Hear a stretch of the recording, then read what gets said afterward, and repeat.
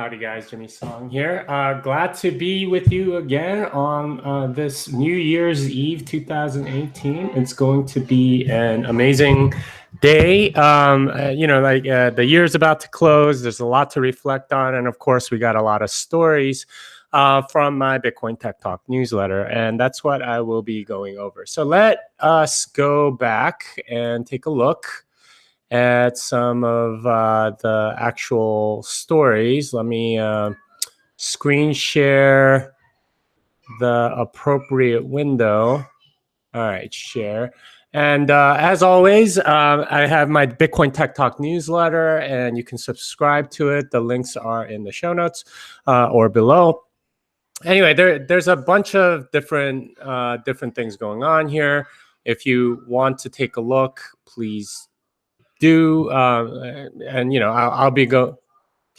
All right. So anyway, let's go over the various things that we are going to talk about today. All right. So first story: Bitcoin ECDSA signature. This is all about how ECDSA works. It's a bit technical, and if you can understand the math, this is a great way to learn a lot more about what's going on. But more importantly, towards the end there, it's a lot more of what is coming with Schnorr and why Schnorr is beneficial. Now, this is at a very technical level, and what's actually going on. And there's a lot of different references here. Obviously, Klaus P. Schnorr. It's a bit technical, but it's well worth reading if you are interested in the technical details of ECDSA. All right, second article we have here: Bitcoin's incentive scheme and the rational individual. Hugo Wen wrote this. Unlike proof of work and public key cryptography, the third component of Bitcoin is not based on math, but human behavior. And this is all about the incentive schemes and sort of the game theory around what is going on and what's economically rational and so on. Very good article.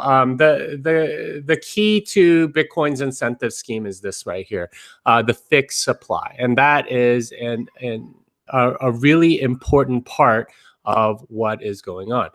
You know what? I just realized that I didn't list this video as public, so I think that's causing people to not realize that this is actually available. So let me change that. Let me change that and see. All right, so now it should be public. Okay, yeah, it is public, so hopefully more people know about it. Sorry about that, guys. All right, so fixed supply, that's the key here, right? Like that's a major part of Bitcoin's incentive scheme. And then like the actual inflation schedule with the mining subsidy and of course transaction fees. And he goes into a deep analysis of what the actual incentives for all of those things are. And how they affect the network. And there's a nice side note about the developer incentive and so on. Really good read. I would encourage you to take a look at it just from a game theory perspective and everything like that. It makes sense. So yeah, take a look. All right, next one is wallet.fail. So this made a lot of news last week. They have a video about like how to basically break down a Trezor and get the mnemonic seed off of it. Unfortunately, it seems to be working. So if you can steal someone's Trezor, apparently they have a device that you can buy where you can plug it in and extract the mnemonic seed, in which case you pretty much own their Bitcoins. Very unfortunate. This is one of the things about hardware wallets that you have to be very careful about. The security on hardware is a lot harder to do, ironically enough, than software, in part because it's not really that open source. I know there's Stepan Snigarev is working on an open source hardware wallet. I think that's a really exciting project, and hopefully that comes to fruition. But there's a large attack surface on hardware wallets, and obviously they managed to exploit it. So be very careful, guys, about this stuff, and obviously secure the actual hardware wallet. There's no known exploit of like being able to connect through a PC and extract it, but at least getting it through some sort of specialized hardware is possible. So if you have coins on a hardware device, be careful about it. All right. All right, so this is the Coinkite blog, and this is regarding the same disclosure. And they are, of course, the manufacturers of Cold Card. Rodolfo is, is the main guy. NDK on Twitter. Anyway, there's a bunch of information here about how it's not vulnerable to the same kinds of attacks as that wallet.fail did. I encourage you to read it. I did order some Cold Cards right after I read this. I'll let you know how the setup on that stuff goes. At some point, I'll make some videos about how to set up your hardware wallet, how to transfer stuff from Coinbase and so on. Some people have been asking for that. Anyway, the key thing about wallet.fail that I think a lot of people are annoyed by is that they didn't do really any responsible disclosure, and that's always kind of like a tricky thing. You want good responsible disclosure. A lot of people haven't really done it. So anyway, and including these people, but I mean, I don't know. Responsible disclosure is one of those things that's an ethical imperative, but at the same time, it's like, well, do you expect hackers to be nice to you? Not really. So there's white hat hackers, there's black hat hackers, there's also something in between like gray hat and stuff like that. So you got to be kind of careful. Just I would treat pretty much any disclosure as ultimately being irresponsible and to some degree by somebody. But yeah, anyway, think about that before. I mean, just like using these solutions. I mean, at this point, I'm tempted to go to some sort of an air gap setup for all of my transactions, and that's a pain to set up, but it might be worth it at some point until somebody comes up with a better solution. All right, here is Bitcoin 0.17.1. That was the next story on our list. This is a new release of Bitcoin Core. And there's a bunch of notes on what's in the changelog. Fix a deserialization overflow edge case. Fix uninitialized read when stringifying adder local. It's a bunch of wallet, RPC, GUI, build system, tests, and Q&A stuff. That's all in there. If you are running Core, it's not a bad idea to upgrade because it does fix a few of the possible errors. So that's a very good thing. All right, let's move on to the next one. This is a paper by Dan Bonet, and it is about privacy preserving proofs of solvency for Bitcoin exchanges. So here's the problem. Like a lot of Bitcoin exchanges should be doing proofs of solvency, saying stuff like, hey, we definitely have this much Bitcoin, and we're not like fractionally reserving Bitcoin or something like that, lending it out or something. Instead, what they should be doing is publishing some sort of proofs of solvency.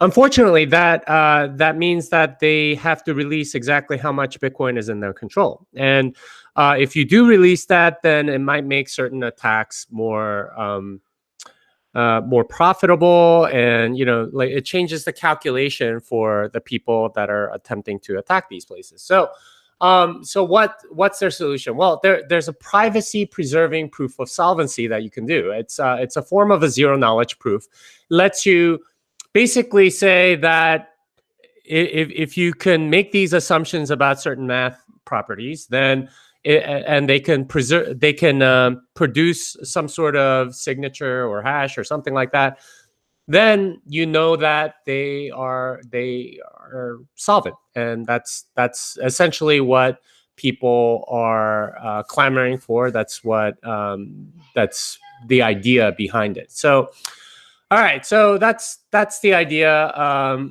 Interesting paper. Definitely encourage you to take a look at it. All right. onto Lightning. Why single asset Lightning network is preferable? This is a very insightful post by anonymous developer ZMNSCPXJ. Very, very prominent Lightning developer. But it goes into why hash time lock contracts, which are at the backbone of the Lightning Network, and really any kind of cross-chain atomic swap, is really an American-style option. And what this developer is saying is basically that if you have some sort of Lightning channel and you're trying to do a cross-chain atomic swap, so something like Bitcoin for Litecoin using Lightning Network and allowing the both to go through or neither to go through, so you can do trustless cross-chain atomic swaps. What he's arguing here, or what I don't know, Z is arguing here, is basically that this amounts to an American-style option. The obligation. The right, but not the obligation to do the exchange. And this is true. This is absolutely true. The analysis here is spot on because the person that reveals the hash, that redeems first, has that option. The other side can only redeem after the first person has redeemed, but that's irrevocable. So, and the first person that gets to do it has that option because for the amount of time that the hash time lock contract is locked. Now, if you don't know how hash time lock contracts work, it's basically this. We know in computer science that finding the preimage of a hash is a very, very hard problem. So for that reason, what you do in a payment channel is you reveal the hash results to each other, but you don't reveal the preimages until later. With a hash time lock contract, you have a time lock. So say like 1,000 blocks from now or something like that. If nothing happens, then I get my money back. Or if you're trading Bitcoin for Litecoin, I get my Bitcoin back. I was going to trade for Litecoin, but I get my Bitcoin back if nothing happens. Litecoin, same thing. If after 1,000 blocks, and if nothing happens, I just get my Litecoin back. That's the time lock part of a hash time lock contract. But if the trade is agreed to, then as part of it, I have to reveal the preimage of the hash. And that's sort of like the key to unlocking everything. And once I reveal that preimage, then the counterparty, the person that's trading Litecoin for Bitcoin, can use that hash as part of the revealing to get the other side. That's how a hash time lock contract works. Now, the problem here is that during those 1,000 blocks or however long it is, the rate might fluctuate. And that's the problem. If the rate is fluctuating, I might just wait until things are definitely a profit for me in order to do the redemption. And that's called a call option, an American style call option. The obligation, the right but not the obligation to redeem something. And that's what this guy is bringing up. In which case, if cross-chain atomic swaps are not really, there's a bunch of reasons why, if you give that person the right, then, or the obligation, or the right but not the obligation, then there should be a premium, there's several solutions to this, but all of them are kind of unsatisfactory. In which case, you really need Lightning to only have a single asset. And that kind of sucks for a lot of other stuff. I mean, you can still, transact in it. But there's a whole discussion on the Lightning dev channel or the dev mailing list about this. But this was a very insightful thing. The thing I'll point out here is that this is also true of on-chain cross-chain atomic swaps. I did a show about this a while ago. The Decred guys figured this out, and they did a cross-chain atomic swap with Charlie on and with Litecoins, Decred for Litecoin directly. That works the same way. So in a sense, all cross-chain atomic swaps have this American call option style thing to them. There's no way to enforce that you're forced to trade after you've agreed to it.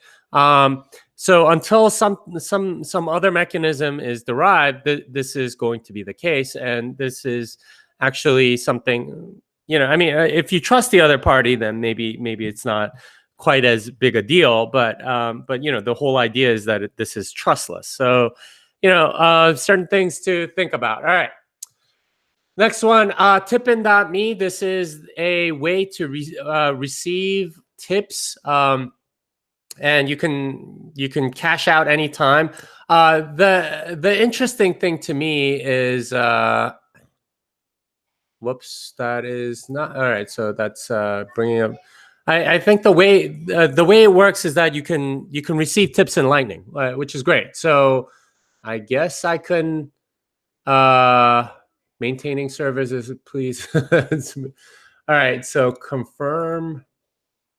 So I guess I can tip them, or open a direct channel with them, and so on. And you can join and you can tip people via Lightning. So really interesting stuff. All right, next story. Tur de Meester had an epic thread about Ethereum. This is a 50 tweet storm. I encourage you to read every single one because his arguments against Ethereum are absolutely solid. There's a lot of people that attempted to rebut him. I didn't find many of those that convincing, but then again, I'm a Bitcoin maximalist, so I encourage you to do your own research, right? Like that's the entire idea is you're supposed to do your own research. A lot of people, yeah, I mean, there's a lot of people complaining about it. He seems to have triggered a lot of people, but I would encourage you to take a look at this thing. There's a lot of really good good arguments about why Ethereum ultimately doesn't work. All right, why Bitcoin or why not? Nopara73 wrote this article. Nopara is working on Wasabi Wallet, ZeroLink, and a bunch of other privacy-enhancing technologies for Bitcoin.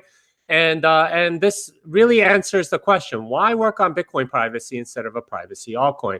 And this is an excellent article on why Nopara73 is doing that. So very good article. Encourage you to take a look at it. And this a little amusing thing that I saw about Augur. Basically they resolved this bet to be 2, and it's kind of debatable. It's one of those where was it 2 or 3, because there was a hurricane near Hawaii that made landfall. So does that really count or not? Was it downgraded in time to a tropical storm before it actually made it to Hawaii and so on? So this is, I think, illustrative of the pitfalls of betting markets like this. You have to trust an oracle, and really, they're a centralized party, right? And that's one of the things that I've always pointed out about these things is that when you have a centralized party, well, isn't it easier just to have them do everything instead of the shenanigans around decentralized betting marketplace? It doesn't really make sense to me. So anyway, I thought that was kind of amusing. Anyway, that's it. I did release a new article this week. Actually earlier today. Let me get to that story. All right, so you're Bitcoin separated from the pack. This is something I wrote this morning. It didn't make it into the newsletter. It will make it in next week. But it's all about what happened in Bitcoin in the past year. Basically, I think this is the year that Bitcoin separated itself from the pack a little bit. In the minds of a lot of lay investors, it's still lumped together with cryptocurrency. But this year, I think it's really kind of separated because a lot of the development activity in a lot of these other coins are really not going to any use, whereas with Bitcoin, it is actually going to use. So that's something I point out in many different aspects. So please take a look at this article if you get a chance. Anyway. All right, so let's go into some questions. All right. BTC just dumped. Did it? Let me just look at Trading View real quick and see what happened. Full featured chart. All right. Oh, I don't think it just dumped. I think in the past hour or so. It does look like it went down in the last few couple of hours from 38.90 to about 3,800. $100 drop, man. It happens. I wouldn't think too much about it. I mean, if you want to look at price analysis, please pay attention to Tone Show.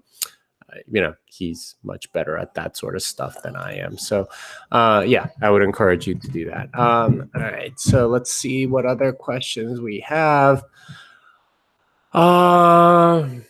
What does Jimmy think about the National Key Day on the 3rd? I mean, I think you should have gotten your money off of exchanges already. So I don't really think much about it. I think that's something that you should have done way before, January 3rd. But hey, if you have it on exchanges, go learn. And I'll try to provide a video step by step so you know how to get it onto something that you control. And really, if you have the mnemonic seed, you control your Bitcoins. But if somebody else gets it, then they control it too. So they can go and get it. All right, let's look at some of the other stuff. Proof of keys. When Lambo. Hello, Bitcoin. I got my keys. All right. Well, it looks like there aren't that many Q&A questions. I will say though that 2018 has been an interesting year. Certainly, the bear market has called a lot of different projects. You can't stay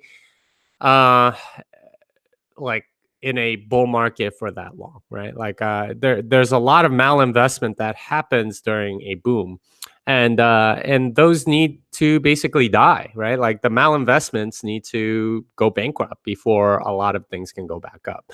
And that's still been my position. I mean, I'm not a technical trader or anything like that, but it still doesn't feel like it's bottom because there's a lot of coins that are still worth way more than they should be. So until that happens, I'm still kind of bearish on the market and seeing where things go. There's a lot of projects, guys, that have way too much money, and until they capitulate, I can't. And like a lot of the resources that they've been holding on to are freed and allowed to work on something more productive. I don't think this bear market is ending. That said, 2018 has been a great year for a lot of different developments. I'd say Lightning is the main one, but even like Liquid and sidechains and things like that, there's a lot of new developments that are happening. Neutrino is starting to come in, Graftroot, Taproot.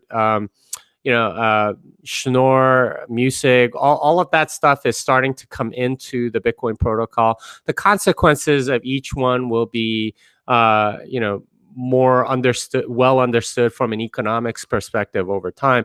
But it's been a good year in that regard. Now, price-wise, it's kind of sucked, of course. And it might take a while before we recover again. It might.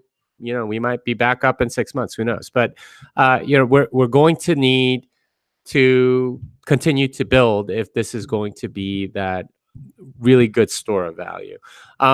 Anyway, I want to end this with by thanking you guys. It's been a crazy year. I think I've done, I don't know, like 20 or 20 different seminars on 5 different continents, and I've taught people from 6 different continents. Africa is the only place I haven't gone, but I've taught at least 2 students from there. I've also spoken at a ton of conferences. I've written a book, and like a lot of it is due to your guys' support. I've met a lot of you at carnivory dinners and so on. It's and just hung out with a bunch of you, talked with you. I recognize that this is a privilege, that not everyone gets to do this sort of stuff. And I want to thank you guys for making that possible for me and my family. And hopefully as we go into this new year, I can continue to produce the kind of content that you guys like and that you guys find valuable, that you guys will use. And that's my hope going into the new year. I'm going to have a series very soon on wish list for 2019, things that I want to see exist in the Bitcoin ecosystem. And hopefully that will happen in the next week or so. I'll probably record them later today and release the videos and so on. Anyway, thank you guys so much. And for 2018, this song is